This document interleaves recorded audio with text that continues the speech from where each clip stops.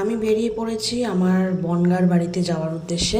প্রায় 2 মাস পর আমি বনগাঁয়ে যাওয়ার মানে যাচ্ছি আর কি, যাওয়ার প্ল্যান করেছি এবং আমরা গাড়ি করে মা বাবা আমাকে নিতে এসেছিলো নিউ টাউন ফ্ল্যাটে। সো এই যে মায়ের কোলে অলরেডি আমার মেয়ে যেটা করে মানে সবসময় গাড়িতে উঠলে ঘুমিয়ে পড়ে, সো এখানেও তাই আমরা বেরিয়ে পড়েছি। তো বনগাঁ যাওয়ার রাস্তায় মেয়ে ঘুমিয়ে পড়েছে টানা, আমরা মোটামুটি 2 ঘন্টায় পৌঁছে গেছি নিউ টাউন থেকে বনগাঁতে। 2 ঘন্টা আমার মেয়ে টানা গাড়িতে ঘুমিয়েছে। সো অ্যাট লাস্ট আমি পৌঁছে গেলাম আমার প্রাণের শহর, আমার ছোটোবেলার শহর, আমার মানে সব কিছু জীবনের রাগ অভিমান সব কিছু যে শহরটা দেখেছে সেই শহরে বনগাঁ।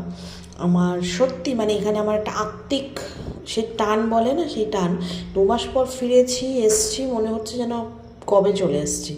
সো তোমরা যে ছোট্ট একটা মিনি ব্লগ দেখতে থাকো। আমার বনগাঁ শহরে আমি ঢুকেছি, আজ 2 মাস পর ফিরলাম। এবার মানে ফিরলাম, আসলাম কদিনের জন্য, আবার চলে যাব। বাট অ্যাট লাস্ট আমার বাড়ি, আমার জায়গা, আমার মাটি এটা।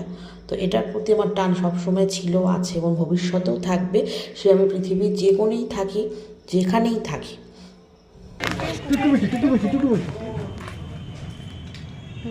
অচেনা লাগে না?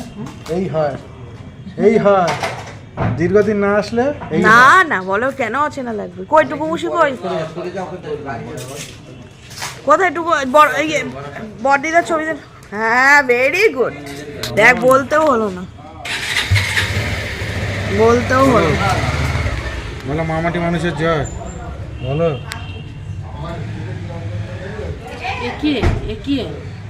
কেমন লাগছে?